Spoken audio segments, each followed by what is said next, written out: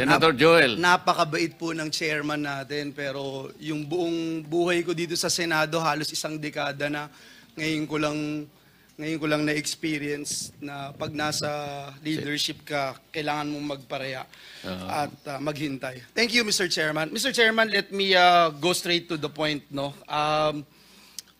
We owe it to our people, especially my kababayans in Bulacan. May lumabas po na yung ghost projects, nakakainit na ng ulo yung flood control projects, and 3 taon na po yan dito sa Senado na tinatakel.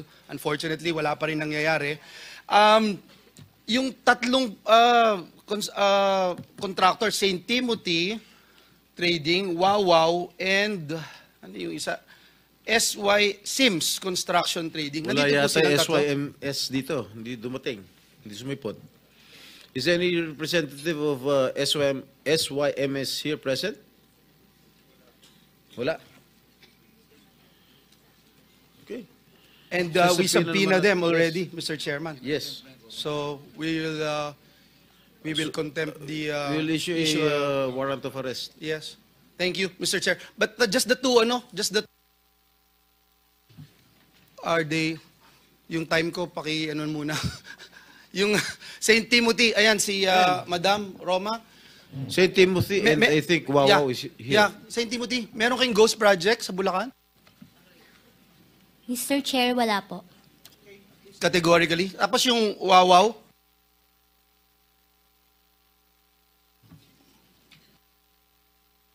Good morning po. Yeah, can you answer yes or no?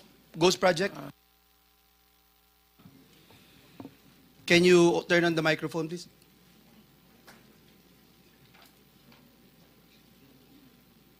It's a yes or no question, sir. Wow, you're You don't looking, even know? You're looking for your lawyers? Wow. I invoke my right of self-incrimination in your honor. Okay. Ano? Can you repeat your answer? Wow. Can you repeat your answer, Mr. Arevalo? I invoke my right for self-incrimination in your honor. My God, the question of the majority floor leader is very simple. It's very simple. Do you have any ghost project in any of the areas here in the Philippines? Answer.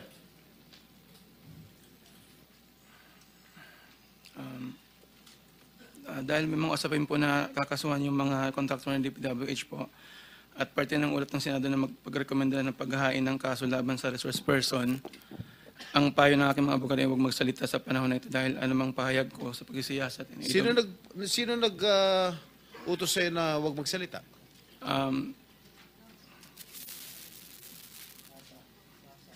Sino?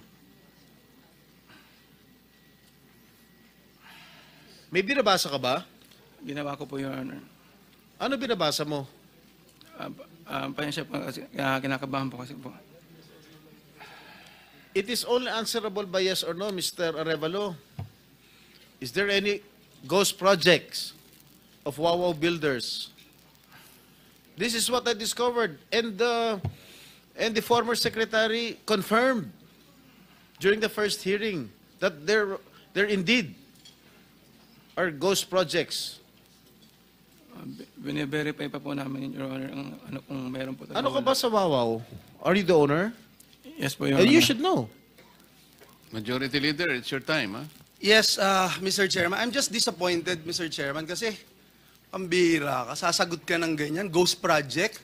Parang tinatanong ka kung tao ka, hindi mo alam kung tao ka. Mr. Chairman, just to put on record also, no, yung Diskaya Group, ang total cost project nila from 2022 to 2025 ay 31 billion pesos. 31 billion pesos dito sa siyam na kumpanya na ito. Yung Sims at yung Wawaw Builders, at dun sa 31 billion, Mr. Chairman, 3 billion nasa Bulacan, Region 3, if I'm not mistaken. 2.8 billion sa Bulacan. Yung Sims, tsaka yung Wawaw, meron pong 4 billion at 1.2 billion sa Bulacan. May I know from COA kung na-audit niyo po itong tatlo na itong binanggit ko na ito, na kumpanya? Sir, ito po yung mga na-subject for audit, fraud audit, especially for Bulacan po, sir, Your Honor. Yes, and nakita nyo may ghost project. Kaya hindi makasagot ito eh. Oh. Opo. Can you confirm? Hindi ko pa po ma-confirm, Because sir, we're going dahil to get the, Wala po we akong- subpoena already the document. So, Opo. can you confirm? Yes or Your no? Honor, wala po akong kopya nung audit highlights. Do you also audit itong pickup? Meron po tayong mga auditors assigned sa DTI, Your Honor, at may mga findings din po sila, kaya na-audit din po yung pickup po. I'll go with the pickup, no? Nandito si Dr. Dakay. Dr. Dakay, ilan kayo sa board? Can you just mention the names? Tatlo? Yeah, there are three of us, Your Honor. Engineer Ernie Bagaw, Engineer Arthur Escalante, and myself. Okay. Kayong tatlo, as board members ng pickup, are you also contractors, officers, or owners of companies that have government contracts with DPWH or LGUs, sir? Our company, Your Honor, does not have any projects with the DPWH. Kayong tatlo na members ng board. I have documents here to prove something, sir. Please don't lie to me, please. Yes, that's why Engineer Bagaw, AGB, and Arthur Escalante have projects with the DPWH. So meron, sir, your honors. Is that correct? Yes, the current pickup board members have construction contracts with DPWH, and I can show it to you later, LGUs and other government entities with their respective companies. Your answer is yes, right? Yes, Your Honor. So you don't think it's not right for you guys to have these contracts? For example, Dr. Dakay, as chairperson, associated po kayo dun sa Dakay Construction and Development Corporation. May projects po kayo with national and various local governments for public facilities like government buildings and schools. Si Engineer Bagaw, one of the top contractors ng flood control project, securing worth 7.7 billion. Si Engineer Escalante signed a contract with DPWH on behalf of his company in May 2022 while already a pickup board member. Are you aware of this, sir? Yes, I'm aware of that, Your Honor. And there's nothing wrong with it? Actually, Your Honor, all of the members of the board of PICAP and the other boards in CIAP are all contractors. And there's no conflict of interest, you think, among your officials? And there's nothing we can do to stop the three of you, the powerful three in PICAP?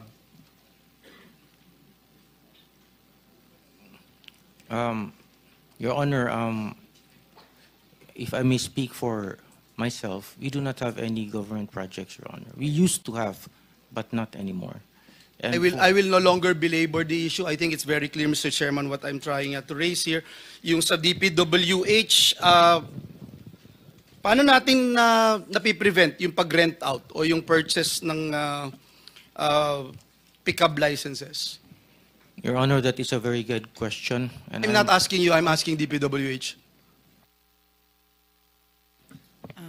Hindi, personal opinion ko, Your Honor, Mr. Chair, hindi po dapat o hindi tama siguro ang pagpapahiram ng lisensya. You are not being asked to give your personal opinion, I ma'am. This is a recorded proceedings. I apologize, Your Honor. We're talking about facts here.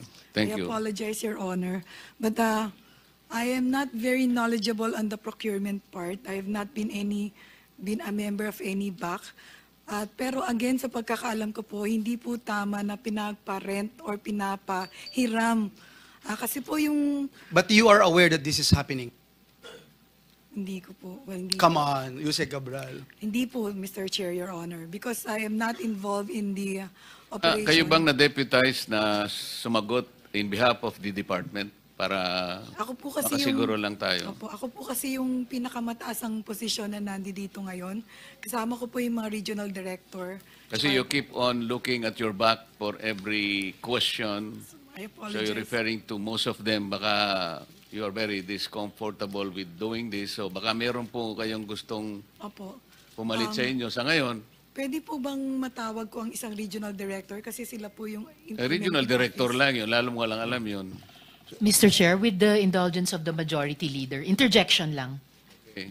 Paalala lang po na kasasabi po kasi ni Yuse Cabral, di nila alam na mayroong pagpapahiram or pagre-rent out ng lisensya. Pero kanina po sinabi ni dating Secretary Bonoan, alam nila at alam ng department. For the record. Salamat, Mr. Chair at Majority Leader. Anyway, that will be shown later on by the documents that we will be subjected to questioning, as well as people who are involved in this. Okay. Thank you, Mr. Chair. I only have 1 minute to go. May I just put on record, because this is in aid of legislation, yung subcontracting loophole, yung joint venture loophole, gusto nating i-address ito.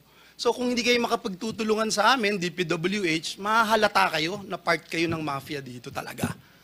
So yan ang gusto nating makita, because itong mga contractor, if I have enough time, I will ask these contractors. For example, Ma'am Diskaya, nagpapahiram ba kayo ng lisensya? Sorry po, hindi po. So lahat ng nakalagay po sa inyo dun sa 30 billion in the past 3 years ay kayo ho talaga lahat ang gumawa. Yes po. For example kayo, Ma'am St. Timothy, sinabi nyo kanina may 145 flood control kayo, di ba? Ilan ang tauhan nyo? I have 38 admin employees po. 38. Pero ilang billion yung hawak po ninyo. So alam na Admin lang po. Kaya nga, so alam na nagpapahiram kayo. Anyway, Mr. Chairman, last but not the least, let me just point out, no. Last month, the Office of Ombudsman ordered the filing of criminal charges in connection po dun sa 2.4 billion purchase na laptops for public school teachers during the pandemic. And among the respondents, Mr. Chairman, yung Froilan Demongo from joint venture that included yung SunWest Construction and Development Corporation. Once again, we ask, Mr. Chairman, why insist on awarding contracts to firms like SunWest, which are involved in corruption cases, when there are more qualified and reliable contractors available? Yung COA Annual Report 2021, finlag na. Imagine, construction firm supplying laptops. So bakit nakakakuha pa rin ito?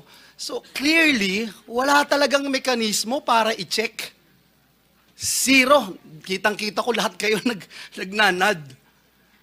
Parang wala na ba tayong magagawa dito? Klaro na, maliwanag pa sa sikat ng araw itong mga kumpanya na binanggit natin, contractors na binanggit natin. And yet, kumokopo pa rin sila ng limpak-limpak na billion peso project from the government.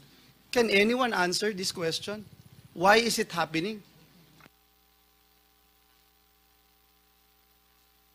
PICAB, DPWH, COA, didn't we see this already?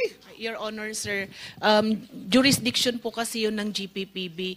And usually po, sir, yung blacklisting po is 1 year lang po yung pag-blacklist nila. After 1 year po, pwede na po ulit silang makipag-transact or makipag-bid po. They can produce again, they can apply again, and ang PICAB, bibigyan ulit sila ng lisensya.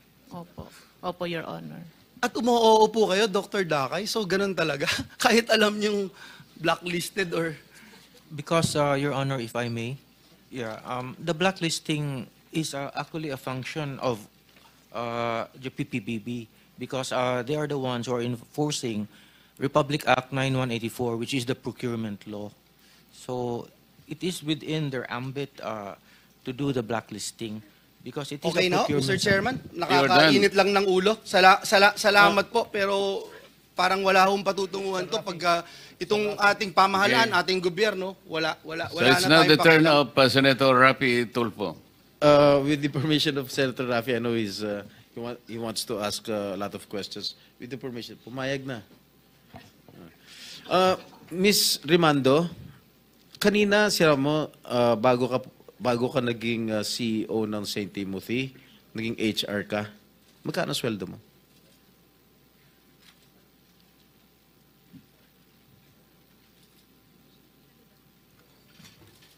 Mr. Chair, yung sweldo ko po noon, nasa 30 to 40 po. 1,000 a month. Alright. Dito sa nakalap kong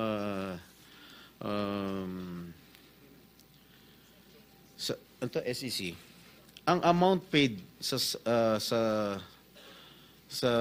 record dito, 887 million. Paano ka nakakuha ng ganong kalaking pera? Paid up capital. Tama, paid up capital. Paid up capital. Saan ka kumuha ng ganitong kalaking pera? Mr. Chair, yung 2025 na lang po yan. Bali, nung Oo nga, nag-umpisa saan po ka nga kami, kumuha? Ang tanong ko sa'yo, saan ka kumuha ng pera? Mr. Chair, meron naman pong income si St. Timothy po. Hindi, pera mo to eh. I mean, iba pa yung pera ng subscription ni Mary Faith Glynn, Jerry Panty. Ikaw ang pinakamalaki, 887 million. Mr. Sino Chair, nagbigay? Hindi, huwag na tayo magpaligoy-ligoy pa. Sino nagbigay ng pera sa'yo? nakakahiya man pong aminin, pero meron po akong hiniram na halaga sa tito ko po nung nagsisimula pa lang po ako na nagtayo po. Magkano hiniram mo sa tito mo? Noong una po ay nasa 7.7 million lang po. Oh. O paano umabot ng 887 million? Nung kumikita na po si St. Timothy, wala po akong nilalabas na sarili ko pong kita. Lahat po pinapasok ko din po dun sa corporation Talaga? po. Opo, Mr. Chair. Magkano binabayad mong tax sa gobyerno? Mr. Chair, pwede ko po bang mag-refer dun sa financial Sige, statement babalikan po? kita, tapos nahiyaan ako kay Okay po. Senator Raffy, okay? Thank you po. Senator